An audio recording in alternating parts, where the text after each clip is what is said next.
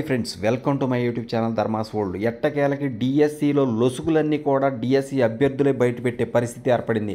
DSC రోస్టర్లో మాయాజాలం జరిగింది. Reservations కోటాలో కోత కోసిన కూటమి సర్కారు ర్యాంకు వచ్చినా కానీ కాల్ లెటర్లు రాకపోవడంతో పరిశోధించి సర్కారు లెక్కలో బొక్కలను బయటపెట్టిన డిఎస్సి కుర్రాళ్ళు మెరుపు వేగంతో పోరాటానికి రంగంలోకి దిగినటువంటి విధసం ఇక్కడ మీరు గమనించండి ఫ్రెండ్స్.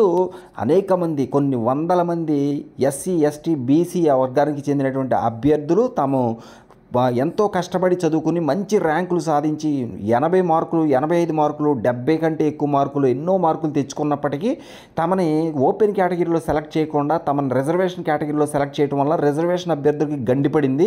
దానివల్ల రిజర్వేషన్ అభ్యర్థులు అనేక మంది నష్టపోయారు. బీసీ కేటగిరీలో ABC, BCA, BCB, BCC, BCD, BCE category కావచ్చు, SC group 1, group 2, group 3 category కావచ్చు, ఇంకా మిగతా కేటగిరీలో రిజర్వేషన్ కేటగిరీలు ఏవైనా కానివ్వండి, వాటన్నిటిలో సెలెక్ట్ అయినటువంటి అభ్యర్థులు, ఓపెన్లో కష్టపడి జాబ్ కొట్టినటువంటి అభ్యర్థులకి ఓపెన్లో తమని సెలెక్ట్ చేయకుండా కేవలం తమ యొక్క కేటగిరీలో సెలెక్ట్ చేయడం వలన ఆ విధంగా వేల మంది అభ్యర్థులు, రిజర్వ్డ్ అభ్యర్థులు ఈరోజు కాల్ లెటర్లు పొందకుండా, జాబును కోల్పోయే పరిస్థితి. 80 మార్కులు, 75 మార్కులు, దగ్గర 80 మార్కులు తెచ్చుకున్నప్పటికీ కూడా తమకి జాబు లేకుండా తాము నష్టపోవాల్సిన పరిస్థితి. ఈ విషయము అభ్యర్థులు తమకి కాల్ లెటర్ రాకపోవడంతో గమనించి ఈ యొక్క విషయాన్ని అంతటిని కూడా పరిశోధించి ఇందులో లోపాలు, లొసుగులు గమనించడం జరిగింది.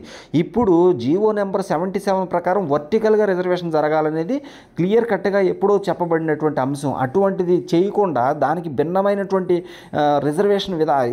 భిన్నమైనటువంటి ఈ యొక్క సెలక్షన్ విధానం తీసుకురావటం, కొత్తగా అభ్యర్థులకి నష్టం జరిగించడం అనేది మనం క్లియర్ కట్గా చూస్తా ఉన్నాం. దీని మీద అభ్యర్థులు ఖచ్చితంగా దీనికి పోరాటానికి దిగుతామని చెప్పి చెప్తా ఉన్నారు.